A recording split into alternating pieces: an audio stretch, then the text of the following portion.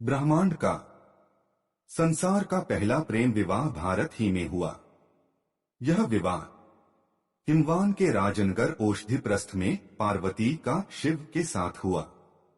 हिमवान तो चाहते थे पार्वती का विवाह विष्णु से हो। बात आगे भी बढ़ गई थी, किंतु पार्वती नहीं चाहती थी।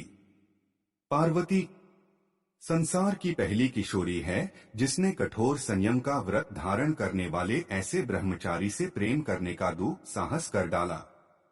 शिव केवल तपस्या की भाषा जानते हैं, इसलिए पार्वती शिव के प्रति अपने प्रेम को तपस्या में बदल लेती है। वह कभी धुआं पीकर, कभी सूखे पत्ते खाकर, कभी बिल्कुल निराहार तपस्या करती है। यह एक तरफा प्रेम है जिसके बारे में शिव कुछ नहीं जानते थे, क्योंकि वे सन्यासी हैं, योगी हैं। काम का दहन कर चुके थे और अखंड ध्यान की उस अवस्था में थे जहां कोई विचार, कोई क्रिया, कोई रूप प्रवेश कर ही नहीं सकता। किंतु प्रेम की तपस्या का बल कितना अद्भुत अपराजय की पार्वती वहां प्रवेश कर जाती है। योगीराज शिव की समाधि में इतनी बड़ी सेंध की ध्यान भंग हुआ और तापसी कन्या के पवित्र सौंदर्य पर शिव मुग्ध हो उठे। पार्वती के प्रणय निवेदन के आगे प्रलयंकारी शिव लाचार और बेबस।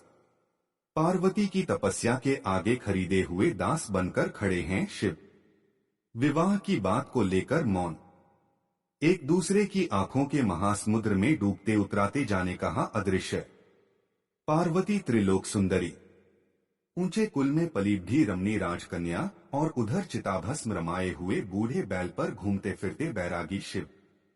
इधर शुभ और सौभाग्य के आभरणों से अलंकृत पार्वती, उधर सर्प नरमुंड रक्तरंजित गच्चर्म से लदे हुए शिव। इधर लास्य, उधर तांडव, इधर मंदिर की मंगलध्वनि, उधर श्मशान में गूंजता हाहाकार। मंगल और अमंगल, कोमलता और कठोरता, जीवन और मृत्यु, राग और विराग, रति और निर्वेद का यह अनूठा सामंजस्य ही सच्चा प्रेम है।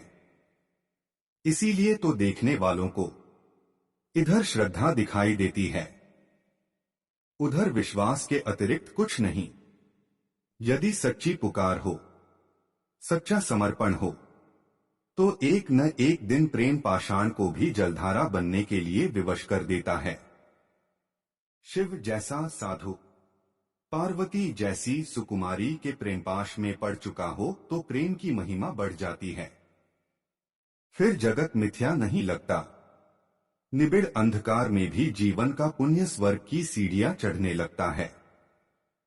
आत्मसिद्धि के बाद समाधि से उठ बैठे शिव ने जिस तपस्या से तीनों लोकों को साध लिया था, उसी तपस्या से पार्वती ने शिव को साधा। शिव तपस्या के सौंदर्य पर रीझ उठे थे।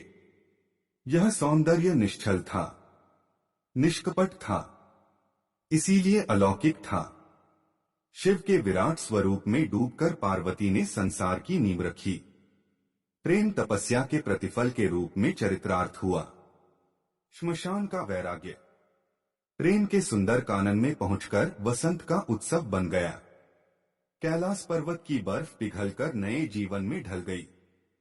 शिव और पार्वती की जोड़ी संसार की सबसे बेमेल जोड़ी कही जा सकती है, किंतु यही जोड़ी प्रेम और समर्पण की बेजोड़ उदाहरण बन गई। अंततः औषधिप्रस्थ में दोनों का विवाह हुआ। विधिपूर्वक सब लोकाचार भी हुए। वैराग्य का श्रृंगार होते पहली बार देखा गया। हिमवान और मैनाक ने कन्यादान किया। देवता इस विलक्षण विवाह के साक्षी बने। हिमालय की बेटी विदा हुई। सुरभित अलंकारों से सजी हुई गौरी और प्रेम के कुतूहल से भरे हुए शिव रोमांच की तरंगों को उछालते उछालते गंधमादन पर्वत पर पहुंचे और रमणीय एकांत में कहीं खो गए। हर हर शंभु। इतिहास से चुनकर ऐसी ही और कहानियां हम आप तक अगले वीडियो में लेकर आएंगे।